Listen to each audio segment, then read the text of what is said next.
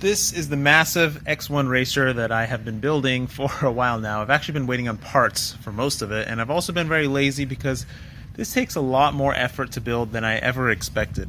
I'm going to go over how I came up with this design and why I am using this design and how I think it'll perform. So first and foremost, let's take a close-up look at the actual frame. As you may have figured out, the frame is actually made of wood. It's not made of carbon fiber. Emax made these motors, especially for me, very specific to my recommendations and my desires. And I think it's a 35-25 or 25-35? I don't even remember the motor size anymore. It's 500 kV, it's really big, it spins a really big prop. And their one stipulation was, don't build something ghetto with it. So I already had the design that I wanted to build, but it was wooden, and that's kind of ghetto. But I painted it black, so now it looks like carbon fiber. Anyways, so I drew the design on the computer, and I came up with, this is a design that I actually built in Croatia for the majority of the competition that we were in Croatia. And it worked out really nicely because all we had was wood and random materials in Croatia. So this hashtag design is actually the lightest structure I could come up with and the easiest structure to build. And what I didn't realize at the time, which is what I realized later on when we did break it, it's actually really easy to repair because if you break a beam, you just replace one beam. And even in Croatia, what I had done was I had made motor plates to strap the motors to and make it really easy to replace. And you'll see here, I've actually custom made, so I drew the design again and I custom made some components to make it easier for me to build. You will see that the motors are mounted on a custom cut carbon fiber board. This is 3mm board, and I made it such that the motor screws to the board, and the screws are actually not flush. That's why I'm using wood, because when I strap it down to the wood, it just digs into the wood. That's fine. And I've made it such that it's just zip tied onto the frame. Now in actual flight, I might put a second zip tie on every single motor just as a precaution, because this thing is going to pull a lot of power. So I don't even know if the beams are going to break when I hit the throttle. Anyways, if something does break, the motor pad can go flying off, the motor will go flying off. It's very easy to take off and strap back on. And also I'm using bullet connectors to connect it to the ESCs. The ESCs that I'm using are T-Motor ESCs, and the reason I am using these ESCs is because they are the only ones that make this ESC, and there's no other company that I know of that makes an ESC that has 45 amps, will take 6S, and give me D-Shot 600, and do D-Shot 600. So that's why I'm using these ESCs. It's the only one that I know of that can do it.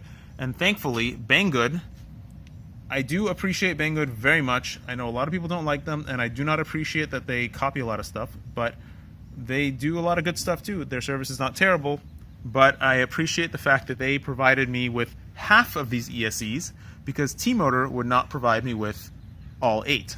So half of them came from Banggood, half of them came from T-Motor. Thank you, T-Motor. Thank you, Banggood. The next thing you'll notice about the actual frame structure is that I have these carbon fiber cross beams, and they're just stabilizers. They're just made to hold the frame in the hashtag design that it's supposed to stay in and prevent it from twisting. One issue that I had in Croatia was that the frame would twist in a crash, and would crash 2 or 3 times, and it would just twist, and I had to fix like these cross beams that were metal and just made of random stuff that I found there.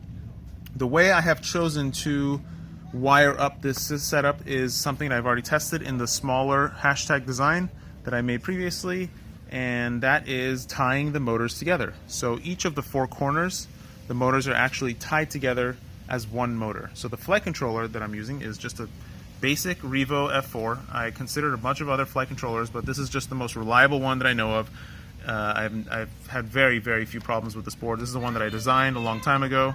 And so each corner is tied together, so the flight controller only sees 4 motors. It thinks it's flying a quad, which in practice, I thought that it might be less stable than a true octo, because a true octo would have counter-rotating props on each alternating motor, whereas a quad only has, 4 props. 2 of them spin one way, 2 of them spin the other way. So each corner, there's 2 props spinning the same direction. So basically, if you lose one prop, this other prop in the corner will have to spin up to compensate, which means that it's kind of unbalanced because now the thrust is coming from a weird offset angle compared to if it was an octo, a true octo. Then if you lost this motor, then this prop and this prop would spin up to compensate, and that would be much more compensatory than if you had it wired the way I have.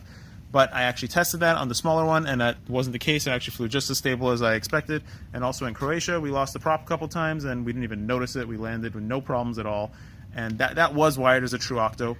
But I think I'll have no problems on this. And this way, I'm able to use a flight controller, an F4 flight controller, because for some reason there's no F4 flight controller I know of that actually has 8 motor outs. So that's the main reason, because I wanted to use 8K and an F4 flight controller. So I had to wire it as a quad. It also makes life easier because now I can put the props on really simply. I know which way they go. There's no problem. I think that's generally the thing itself. The wood that I'm actually using is straight from Home Depot, and it's smaller than I expected. I don't remember the size, but I wanted it to be a little bit thicker. If you see that it's kind of narrow wood, so it's not the most durable, but this thing is not made to crash. It doesn't really matter how durable I make it. In a crash, it has so much inertia that things are going to break, and that's another reason why I use the bullet connectors, because I expect things to break. China Hobby Line graciously provided me with these batteries. Thank you so much, China Hobby Line. They are 8,000 milliamp 30C 6S packs.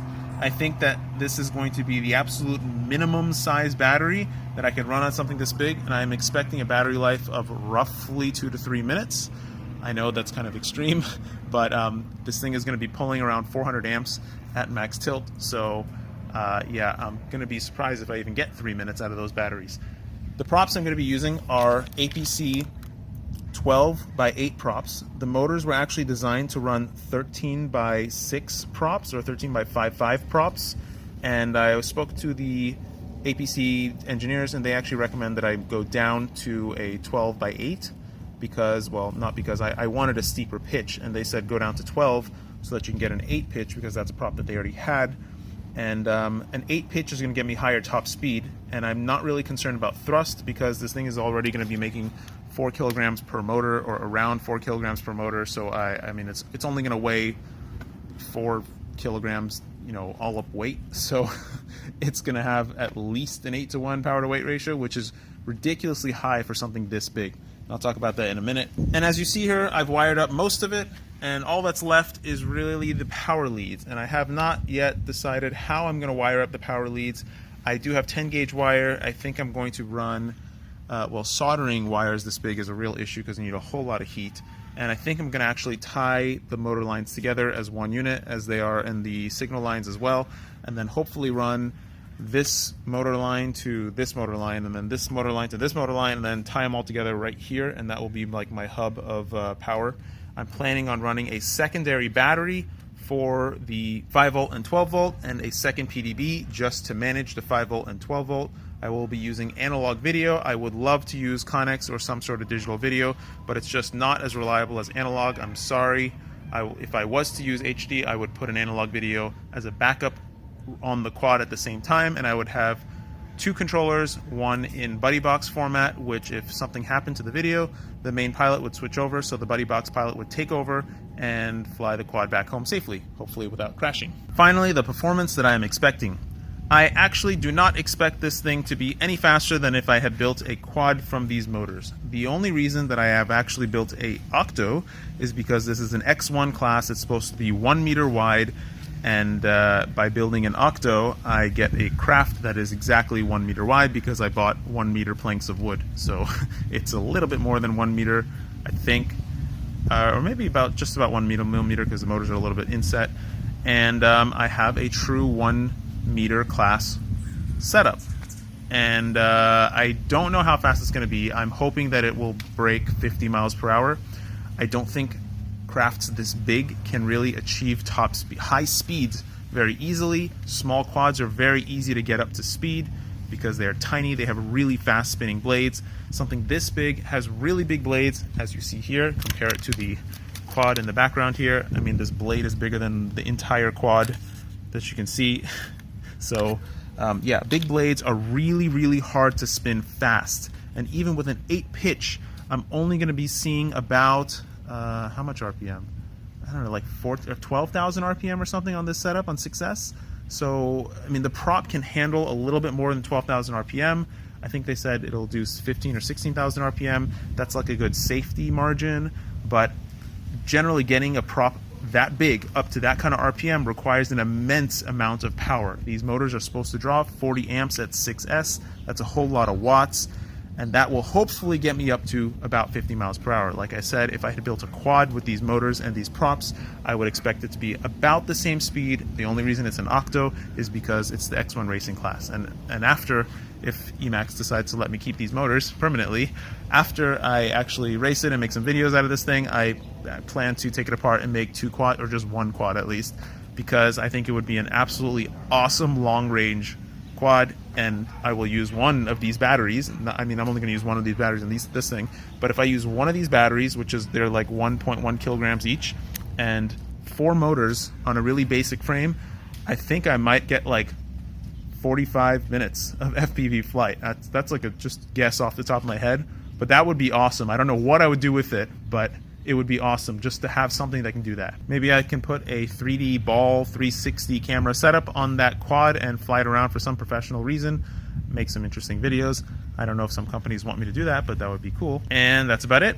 I don't really have anything else to say about this thing, but I'm still working on it. I did not expect this video to be so long. I didn't even know I had so much to say about this thing. Yeah, don't forget to floss, and I hope you enjoyed that, and I hope to have more about this thing in the future.